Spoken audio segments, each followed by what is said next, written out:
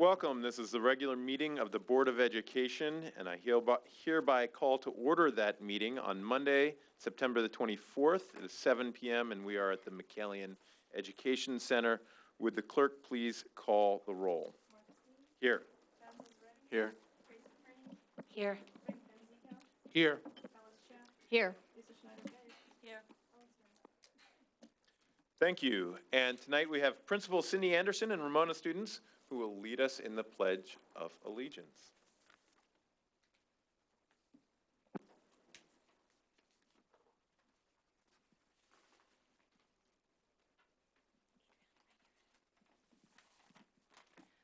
Good evening. Thank you so much for having Ramona here tonight. Tonight I have some students with me and we want to celebrate the Ramona Garden. We have a wonderful garden in the center of our school, and this year our PTA made it even better by adding in a brick path that's just gorgeous and makes it accessible to everyone. And they dedicated it to one of our most extraordinary gardeners, Mrs. Taylor, who spends a lot of time. So tonight we wanted to thank the PTA and Mrs. Taylor and also tell you why we love the Ramona Well Garden. Hi, my name's Anastasia Zach, and one of the most reasons that I love the Ramona Well Garden is because on Fridays we get to go in the Ramona Well Garden and we get to pick tomatoes and draw pictures. Hi, my name is Ramona Ryan, and a reason I love the Well Garden is because you can go and discover and learn everywhere. Hi, my name is Adriana Zach, and I love the Well Garden because it just has so many flowers blooming.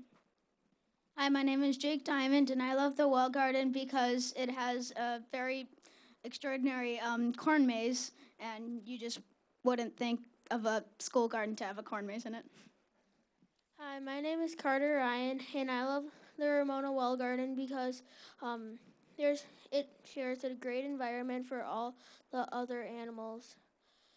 May you please join us for the Pledge of Allegiance. I pledge allegiance To the flag of the United States of America and to the republic for which it stands, one nation, under God, indivisible, with liberty and justice for all. Thank you. Thank you all very much.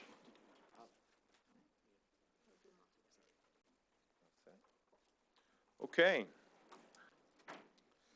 With that, I seek a motion to approve the minutes of the August 27, 2018 budget hearing, August 27, 2018 permanent interfund transfer hearing, and August 27, 2018 regular Board of Education and executive session meetings. I move to approve the minutes of the August 27, 2018 budget hearing, the August 27, 2018 permanent interfund transfer hearing, the August 27, 2018 regular Board of Education and executive session meetings. The motion has been made. Do I have a second? Second. The motion has been made and seconded. Are there any comments, errors, concerns, omissions from board members? Okay, seeing none. All in favor of approving the minutes as submitted, please indicate by saying yay. Yay. Any nays? Okay, the motion carries by general consent. Thank you. At this time, I would like to make an announcement that I make every meeting. I'd like to remind everyone that this is a public meeting and that we are all among neighbors and fellow residents.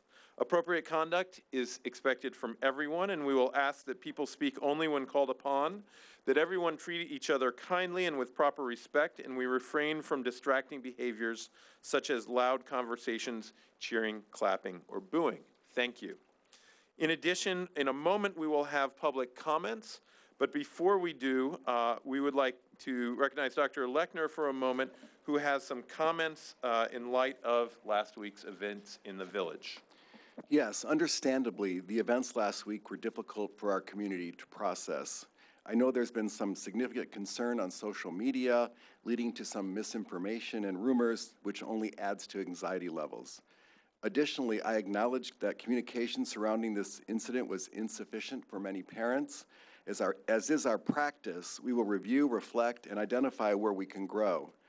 We appreciate the feedback that we've received, and we will use those suggestions as we plan our improvements. I want everyone to know that District 39 and the Wilmette Police Department have a strong history of collaboration. And it's important to understand that with the Wilmette Police Department, we take many proactive actions to ensure the safety of our students. However, we cannot always talk about those actions publicly because they're confidential. The Wilmette Police Department has an ongoing investigation regarding this incident, and District 39 shares every student, staff, and parent of this report. I have been told that there will be likely another follow-up police report this week.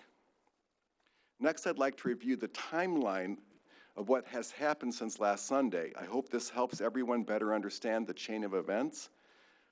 Beginning on Sunday, September 16th at about 11 a.m., I was notified by the chief, our chief, that the police have responded to a junior high parent who found weapons in their child's bedroom. Through the home investigation, police did not find any threat to a District 39 school, student, or staff member. The weapons were secured, but later the police learned the child had experimented with possible explosive devices. Since this child was a WJHS student, the police chief felt a complete search of the school was prudent, and I agreed. The Cook County Bomb Squad was called, and a search of the junior high was conducted. Thankfully, nothing was found. In this matter, we continue to be assured that our school students and staff are safe. There was no direct threat, and nothing was found at the junior high. The ongoing investigation became primarily a police matter at that point. However, I knew this would impact the District 39 community. As a result, with the Wilmette Police Department, we jointly created a statement for our families. As the investigation had only just begun, we agreed that our joint statement would provide limited information. At about 5 o'clock on Sunday, September 16th, just after the search concluded, the joint statement was emailed to District 39 families and staff. The Wilmette Police Department issued their own press release at 8 p.m. on September 16th, and it contained details that were not included in our joint statement. I learned of the press release Monday morning, September 17th. Right away, we knew that families and staff needed additional communication from District 39. Our follow-up email was sent at 8:40 a.m. on Monday with the primary purpose of giving everyone a link to the Wilmette Police Department press release. It also let parents know we were working with teachers to help them address student concerns and that we would have further updates that day. Later that same day, before school was out, we sent a more comprehensive communication giving families information on school safety and our anonymous student reporting system, as well as talking points for parents to use with their children. Staff members received the same information. On Monday, individual staff members were supported as needed, culminating in an after-school meeting where we provided staff guidance to help students. All junior high students were provided a statement to share with students during homeroom Tuesday morning. This included reinforcing ways in which students can and should report concerns. I heard from many parents throughout last week. I then sent a follow-up email on Friday that included a status update of the police investigation from the village of Wilmette.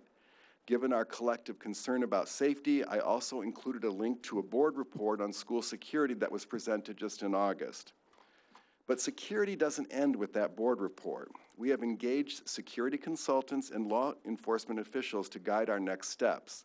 We've embedded school security into our strategic plan, and we will make more improvements.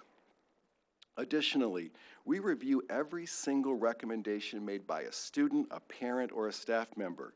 Recent requests have suggested additional security cameras, increased social media monitoring, student empowerment supporting the "if you see it, say it" logo, and even a request to consider metal detectors. This is just to name a few. We will follow up and communicate more security updates this year. I want to close by sharing that student and family privacy is yet another priority. Anytime a District 39 student is involved, we have a legal duty to protect privacy. However, when we withhold information to protect a child's privacy, we realize it can create an information void and cause frustration and anxiety in the community. So I encourage the District 39 community to understand the need to support one another. This way, collectively, we will work to balance the needs of everyone. Together, our common goal is to safeguard our community while safeguarding each child. Thank you, Ray. So with that, we'll move to our public comment section, and I will remind everyone that this is an opportunity to address the board rather than a question and answer session. However, we do try to answer questions and follow-up, typically from Ray on the next day. If there are any audience members, and there are, who would like to speak at this time, please come forward. I will remind you to use the microphone, state the name, your name, excuse me, and community of residence. And you are allowed 3 minutes if it's your first time addressing the board tonight, and 1 minute if you have previously spoken. Thank you very much. Thank you. Try again. Let's try that. There okay. you go. Good evening. My name is Jen Jobrack. I am in the McKenzie area of Wilmette. I have a 3rd grader there and an 8th grader at WJHS. And Ray, I want to thank you for that very thoughtful statement. I wrote these remarks prior to hearing it, and there's still some things in it I'd like to share. I am a past member of the CRC. I'm an active volunteer at McKenzie. I am very appreciative of the tremendous professionalism of the district and the staff. I want to acknowledge that the events of last week had a huge impact on the staff and on all of you, as well as, of course, the families at WJHS. This is a community issue, and it's not lost on me that everybody in this room has been impacted by it. I am profoundly grateful for the actions of the student's family and for the teachers and staff who are committed to the safety and security of my child, in addition to teaching and learning. Having said that, as a staunch supporter, I came here tonight to articulate an uncomfortable truth, or at least my perception. And Ray, you've acknowledged it, that the communication from the district has been fair, and some people would say poor. I lean more towards fair. I recognize that there are law enforcement and privacy considerations around this matter with which I am not familiar. I cannot stress enough, however, the importance of district communication being as specific, transparent, and timely as circumstances permit, and that the messages in it comport with what is happening on campus and in the community. And I'd like to just touch on 3 specific examples of questions that I've heard that are lingering out there. I don't expect you to answer them here, but I'd like to just raise them as points of example. The question I've heard from the most number of people is, and I realize you cannot comment on this now, is will the child be separated permanently from the school community? If the district is unable to comment on the specifics to this child, which is understandable, is there a policy and procedure that can be shared, a decision tree, if you will, what the measures are and how that decision will be made? My second example is what can we expect and count on regarding police presence and security measures? My example is I dropped my son off every day at school this week, and on Monday there was a police car and person present. Later in the week it was harder to tell if police were present on campus. The lack of consistent visible police presence was disconcerting, and I recognize I was only there for a small part of the day, so perhaps they were there later. Your time is almost up, okay. I'm sorry. And then the last thing is quickly, what is being done to identify and address any shortcomings in the current reporting system? I think the report that was issued in August is excellent, but it covers real-time emergency. There needs to be more emphasis placed on the reporting system and improving it. Students are not accessing it, is my sense. I'd like to call on the district to hold a public meeting, especially for this situation, not tonight, but to answer those questions and to give the community a chance to air its concerns. Thank you. Thank you very much. And as a reminder, you're welcome to speak again in our second public comment when you'll have a minute. Thank you. Once again, yeah, go ahead. Oh, hi, my name is Chris O. Thank you, everybody. I have a... and I'm sorry, could you state your community of residence as well? Yes, I live in Wilmette, Thank and you. I have a 4th grader in McKenzie and an 8th grader at Wilmette Junior. I view the incident as, I guess I could view it as an isolated incident. I'm more worried about the overall environment that we're in. It's easy to make explosives, that's a fact. Easy to get guns, you can 3D print them. They're gonna get cheaper. So I'm thinking more in terms, not so much of this particular incident, but how we can prevent future.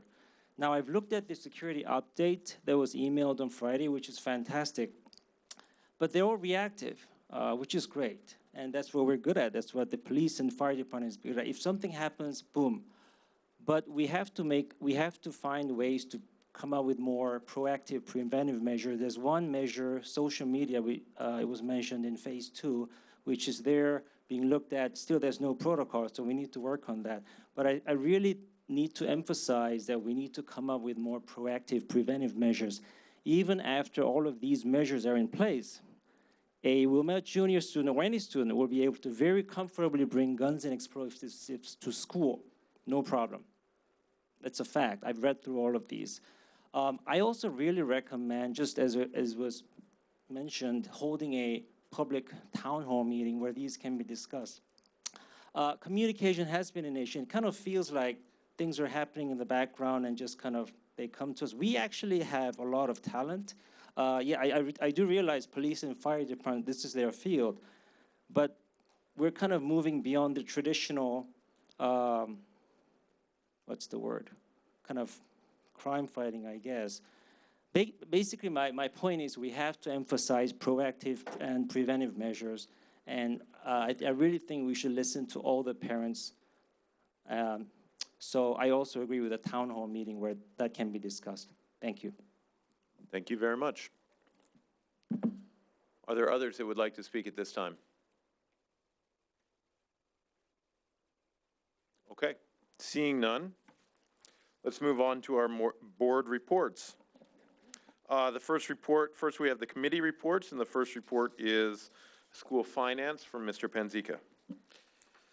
On September 17th, the Monday morning directly after the incident that we're talking about, the Finance Committee met as part of the Committee of the Whole.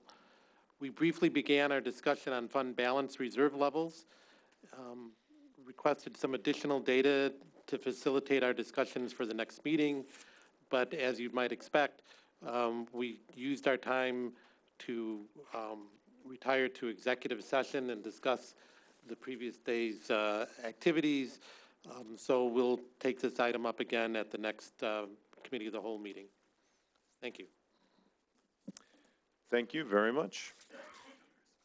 Next up, we have facility development from Ms. Schaff. Thank you. The Facilities Development Committee met as a part of the Committee of the Whole on September 27th here at the MEC. There were two main topics discussed. The first was kindergarten enrichment. Colby Lewis, our STR architect, updated the committee on refinements to the plans for the first phase of the kindergarten enrichment construction at Harper and Central. It's planned that Harper construction, which requires an addition, will begin in June of 2019, and Central's construction, which is mostly renovation, will be done in the summer of 2020. With the completion of these two projects, the districts can begin offering kindergarten enrichment at Central and Harper for the 2020-2021 school year. Next steps are to continue to finalize plans and design the character of the new spaces. We should have initial cost estimates next month. The second topic of conversation was about the High Crest Phase 2 construction, which is planned for next summer and will include the Learning Commons and special education classrooms. At the meeting, we looked at initial ideas for interior design along with an integration with the courtyard and garden.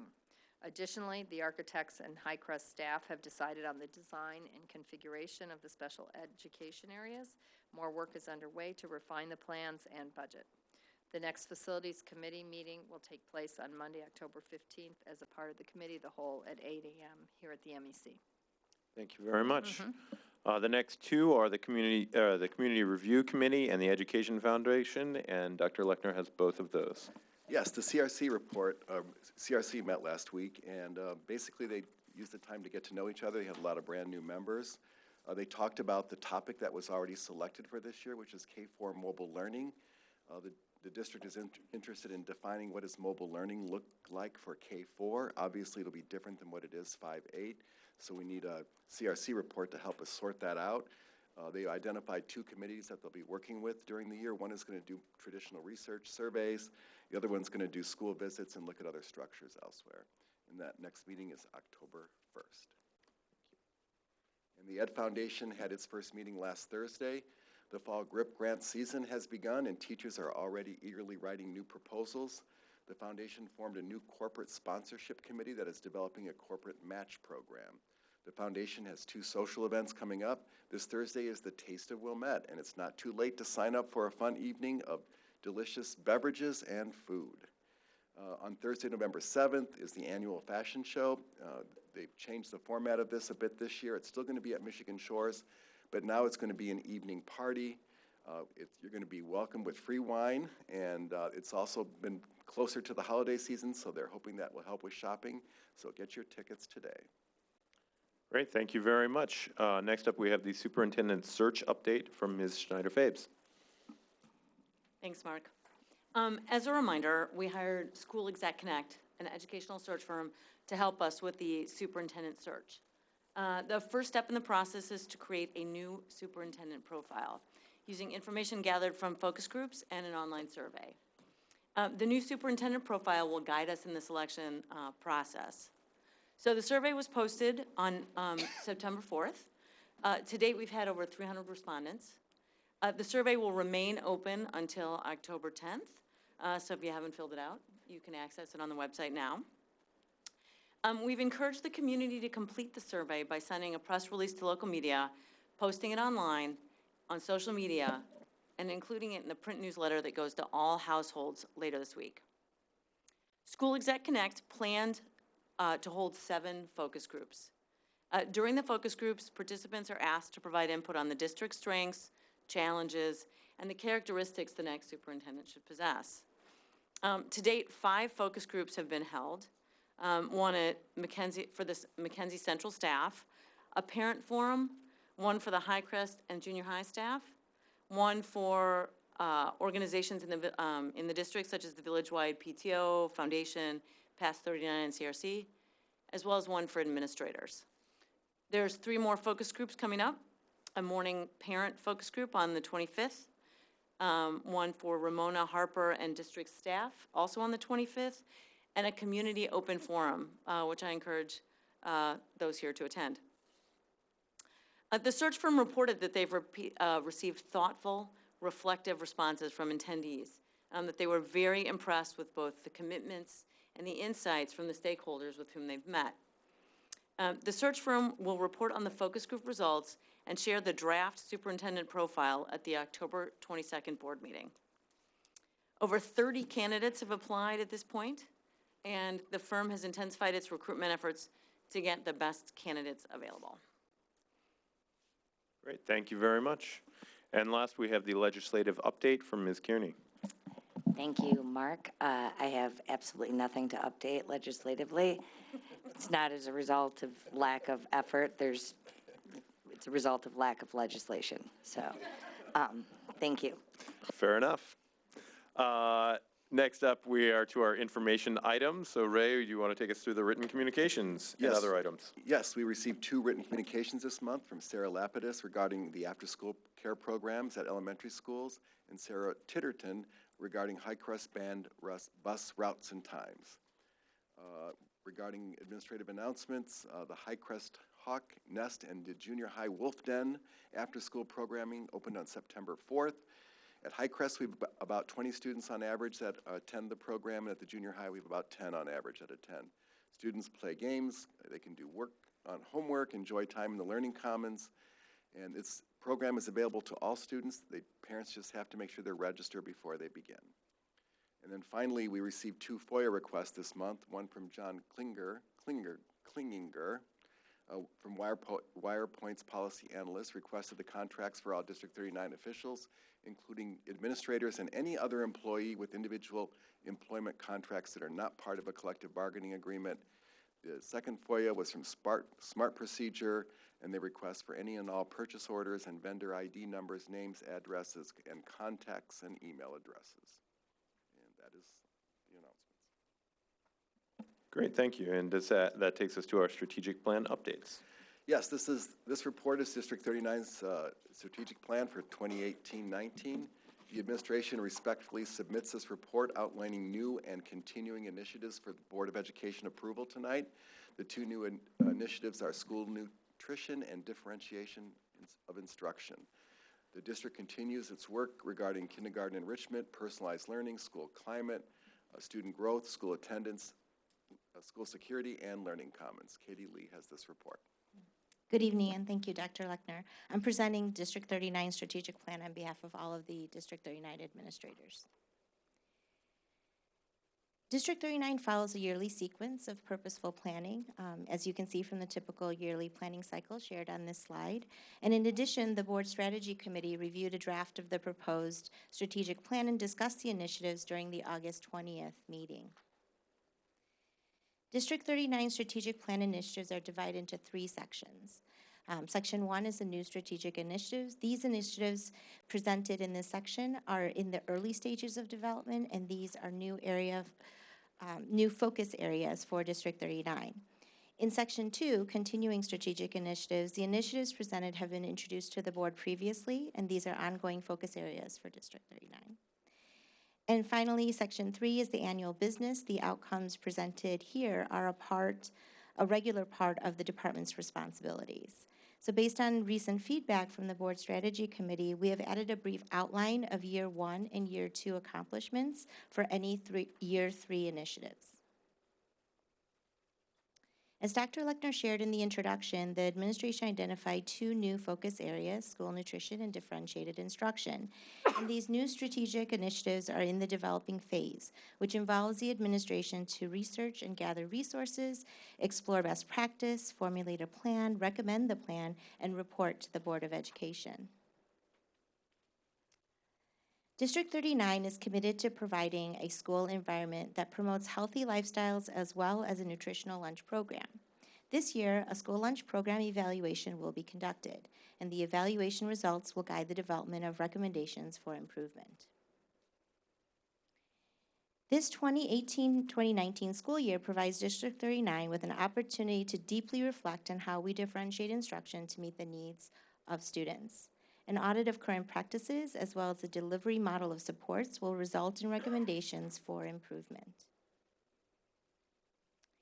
In the next section of the strategic plan, the administration identified 6 ongoing focus areas: kindergarten enrichment, personalized learning, school climate, student growth, school attendance, and learning commons. Kindergarten enrichment is in its 2nd year, and it's still in the developing phase. During Year 1 of this initiative, District 39 succeeded in finding a way to offer a sustainable fee-based kindergarten enrichment program, and the strategic review recommended construction at each elementary school and a fee of $6,500 per pupil. But to deliver a District 39 enrichment program in a fiscally responsible manner, the Board of Education recommended a phased construction plan, 2 schools at a time. So during this school year, District 39 commits to completing a construction plan for the first 2 schools, and as it was mentioned earlier, Central and Harper, and will submit to the board for approval by February 2019. Once approved, a committee will begin the development of a kindergarten enrichment program for implementation in fall of 2020. Personalized learning is also in its Year 2 developing phase. District 39 is committed to our mission to nurture, guide, and challenge students, and as a result, we continuously look for ways to improve upon what we already do well while looking for new and innovative ways of meeting needs of our students. Last year, administration dedicated time to research, learn, and define personalized learning for District 39. Administrators crafted this District 39's definition of personalized learning, taking the Community Review Committee's draft definition into careful consideration. And if you'll indulge me, I'll read it right now. Personalized learning is a guided instructional approach where learning is student-initiated, student-driven, and teacher-facilitated.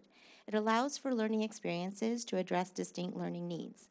In a personalized learning environment, students take an active role in their learning by exercising their voice and choice in setting learning outcomes, establishing learning pace, and monitoring their progress. So using this definition, District 39 commits to complete an audit of current practices that align with this definition and identified framework. This gap analysis will provide guidance in determining district's next steps. School climate is in its 3rd year developing phase. Within the last couple of years, District 39 has developed and adopted a statement of inclusion. engaged students in a variety of activities to promote kindness and bullying prevention, provided staff professional development, and sponsored evening parent events. In addition, committee members focused on aligning social emotional learning goals to useful resources and concluded that second step, resources and materials best match the needs of our elementary students. However, the review revealed that the resource and materials for grades 5 through 8 needed more investigation. This year, District 39 will finalize an outline of a social emotional learning continuum that ensures that topics and educational events will be implemented yearly. Student growth is year 3 implementing phase. District 39 believes that student success can be measured in 2 ways: attainment and achievement, and growth. So attainment/achievement and growth. Measures of attainment are very familiar, whereas measuring student growth is a relatively new idea. Student growth captures populations of students who have made growth within a school year and those who have not. Regardless of students' level of attainment, our goal is to promote growth for all students. Throughout the school year, District 39 will fully implement the inclusion of student growth data to the response to intervention process that we already have in place. District 39 will identify students who are not making expected growth, differentiate instruction, and implement appropriate interventions as needed. Last year, District 39 adopted and implemented NWEA, Northwest Education, its MAP, its measure of academic progress, thank you, just took me a second here, growth assessment for grades 2 through 8. In addition, historical data was migrated to a data warehouse tool called EduClimber.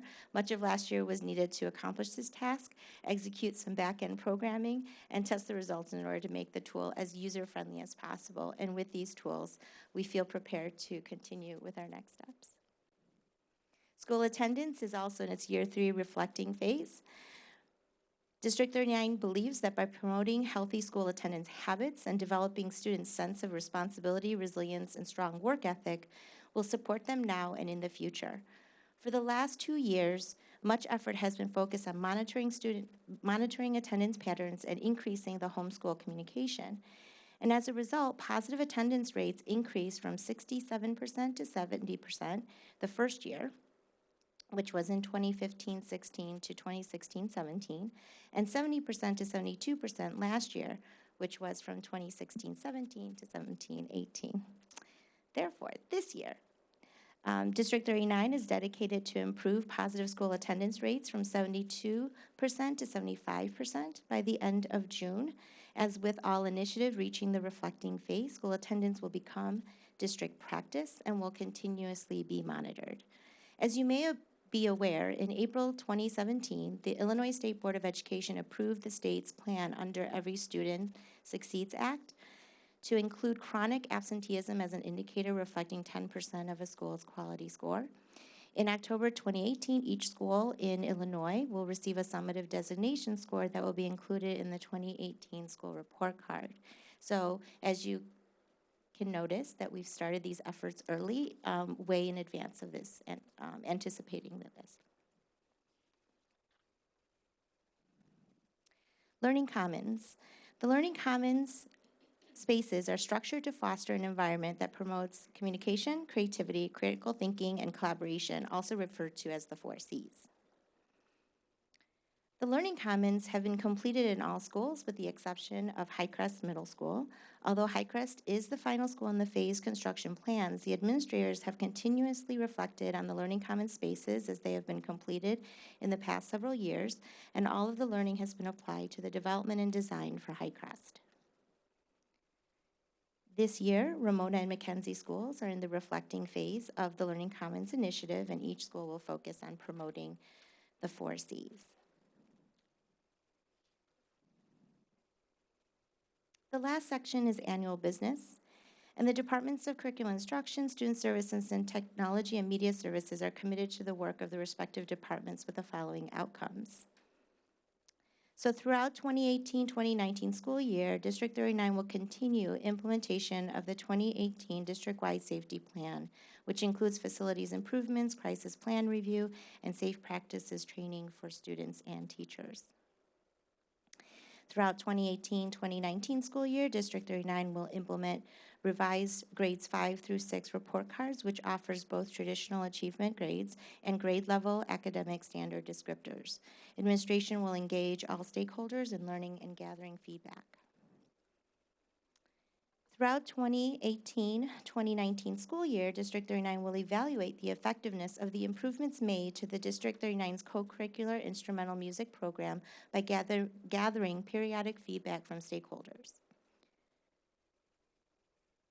By June of 2019, Department of Curriculum Instruction will have completed the first year of the Science Curriculum Review. And finally, District 39 continually seeks to achieve energy cost reductions and promote environmental literacy among students. By June of 2019, District 39 will determine cost-neutral feasibility of energy-efficient options for District 39 to include solar energy and lighting. Thank you for listening, and the administrative team will now join me in answering any questions that you may have. Thank you very much for that great presentation and also for the report that we have received. Are there any questions from the board? Yep, go ahead. Again, thank you. The format is so much better than it was years ago. It's a lot easier to understand, present also, I'm sure, and a lot easier to follow up year from year, which is also important. I had two pretty minor questions. One on Highcrest. Given that the Learning Commons is not done yet, I'm assuming that some of the lessons learned from the Learning Commons could be implemented at Highcrest even though the facilities are not fully available. Could you spend a second or two commenting on whether that's true or not, and if so, an example or two? Hi.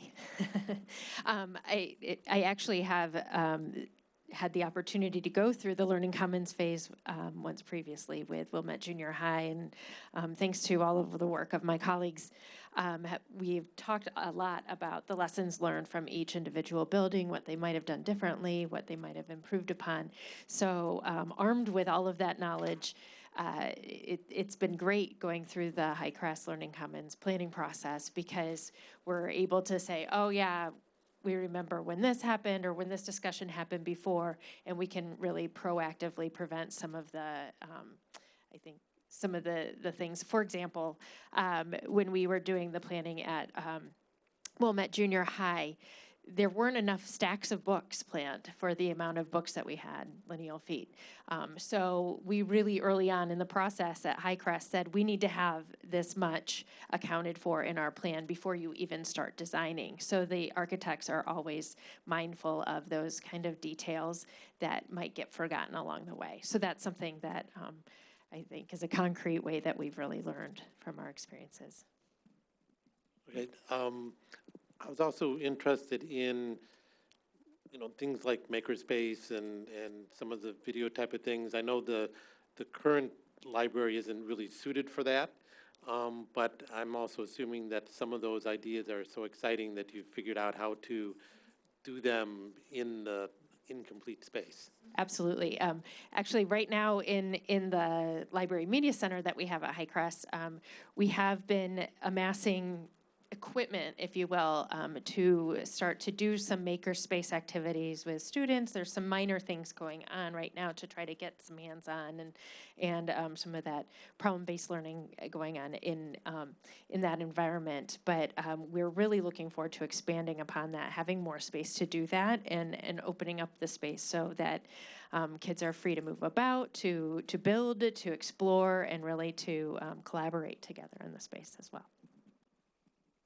May I add one more detail that I think many of us are very excited about is the exposure of the Learning Commons to what we've always deemed as the outdoor classroom, as the school gardens. And I think this design and its unique location within the building offers us a wonderful opportunity to really make those words outdoor classroom true. So I think that's very exciting. And then I had one more quick question. In the differentiated instruction, there's an emphasis on student-initiated, and I understand the value and the reason for that, but I also have questions about, there are, some students that are strong academically, but, emotional intelligence or whatever, would never think of asking for more.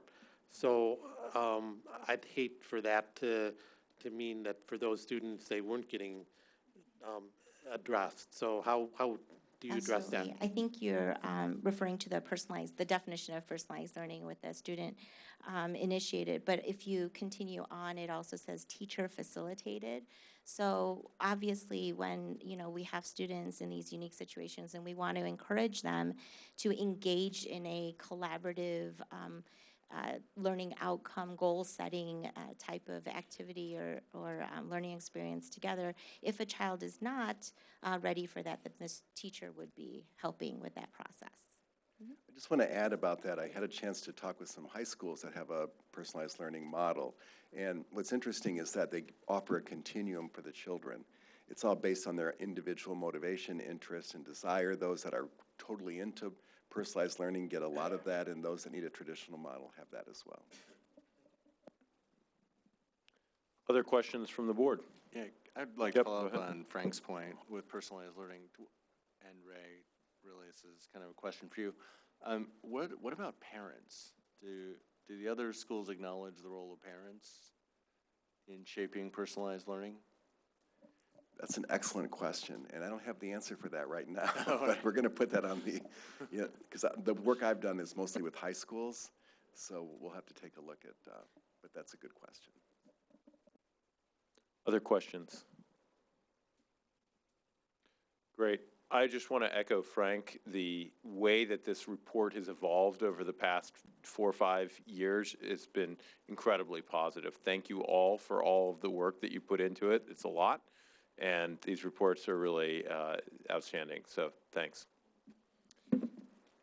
All right, that takes us to our annual business and summer enrichment program. Yes, and I just want to also thank the board for your input on the strat plan, because your input had a lot to do with the improvements too. Okay. Summer enrichment. This year, District 39 Summer Enrichment Program provided opportunities at Wilmette Junior High School and Ramona Elementary. Summer offerings included enrichment classes, academic camps, basic classes in reading and math, and extended school year for students who qualify through an IEP. Fiscally, the program continues to remain self-sufficient, and Dr. Cristofaro has this report. Thank you. Good evening. The success of the Summer Enrichment Program can be attributed to the collaborative efforts of many people. Debbie Cooper has organized and directed our Summer Enrichment Program for several years, while also serving as the site director for the elementary program. This year, she was supported by Teresa Stone, who worked with parents to register students. Teresa also ordered and organized materials and supplies needed for each class. Vicki Simpkins and Laura Anda served as the Summer Enrichment Secretaries, welcoming students each morning and helping to make sure they find their classes. For the 3rd year, Amy Fries was the site director at Wilmette Junior High, managing the day-to-day operations, and the custodial staff should also be commended for doing a great job.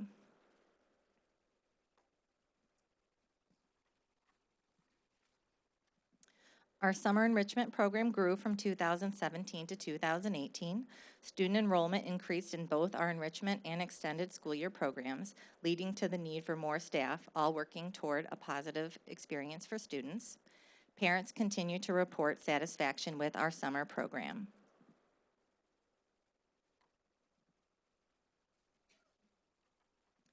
A strong factor in the program's success is the variety of fun and interesting courses, ranging from those involving cooking, physical activities, creative arts, technology, and even courses for particular content areas. Basic courses in reading and math and extended school year classes are also offered in tandem with our summer enrichment programs. Extended school year participation is established through an individual education plan, and it is a mandated service for students. 169 students participated in our ESY program. Based on the summer enrichment program remaining self-sufficient, we are not recommending any changes to the fee structure for summer 2019. While the SEP program pays for itself, the extended school year program is paid for by District 39 with some reimbursement through the state. Next, summer's programs are scheduled to be held at Ramona and Wilmette Junior High again. Any questions? Questions from the board? Go ahead, Frank. I just had more of a comment. I know a couple years ago we were discussing fees and we wanted to monitor that it didn't have an impact on student population, in particular the ones that needed the help the most. But we wanted to adjust the fees, make sure it was self-sufficient. So it looks like it hasn't had a detrimental effect, and it looks like satisfaction is high. So I think sometimes we forget that we made decisions that actually worked out. So that was a good one. Thank you. John? Yeah, more of a kudos, I think, I was looking at the budget and I couldn't believe the net to $20,000 of expense, so which I find unbelievable. So, well done. Thank you. Great, thank you. Any other questions from the board? Great, thank you very much for that report.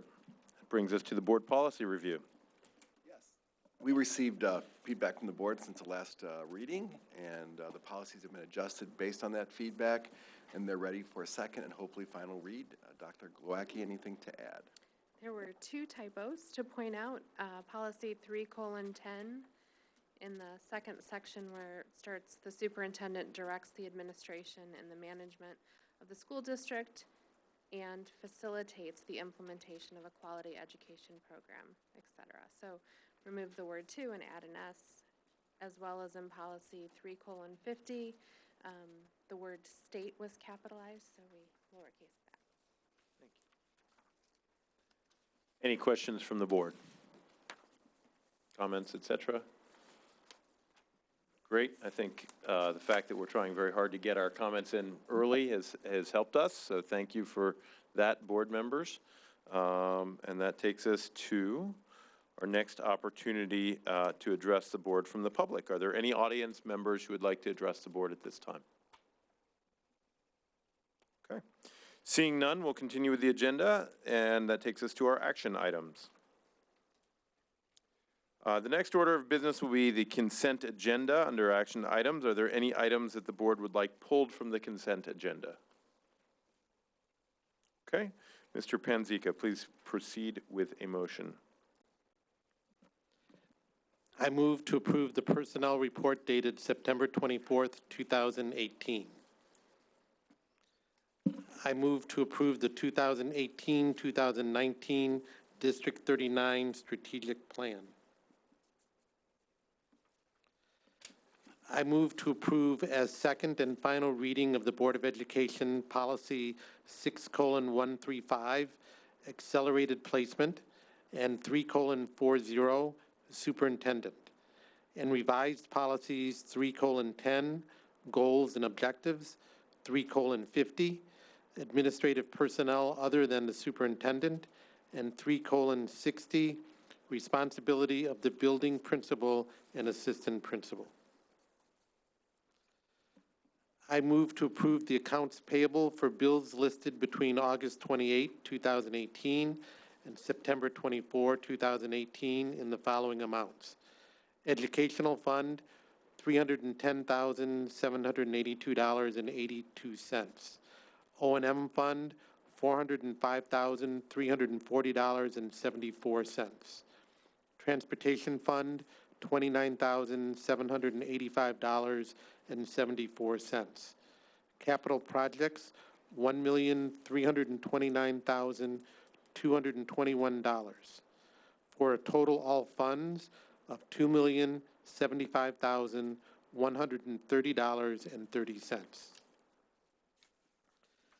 I move to approve the manual checks issued between August 28, 2018 and September 24, 2018 in the following amounts. Educational Fund, $543,035.23. O&M Fund, $10,685.80. Transportation Fund, $676.15, for a total all funds of $554,397.18. Thank you. The motion has been made. May I have a second? Second. Motion has been made and seconded. Would the clerk please call the roll? Yes. Yes. Yes. Yes. Yep. Yes. The yeas have it. The motion is carried. Thank you very much. Now we move to conference items. Is there any old business? Is there any new business? Any good and welfare? Great, that goes quickly. May I seek a motion to adjourn to executive session to discuss collective bargaining, individual student, and review executive session minutes and executive session recordings for disposal in accordance with policy 2:220. I move to adjourn to executive session to discuss collective bargaining, individual student, and review executive session minutes and executive session recordings for disposal in accordance to policy 2:220. Thank you. The motion has been made. May I have a second? Second. Motion has been made and seconded. Will the clerk please call the roll? Yes. Yes. Yes. Yes. Yes. Yes, the motion carries, and we are adjourned to executive session. The time is 7:51. Thank you very much for coming out tonight.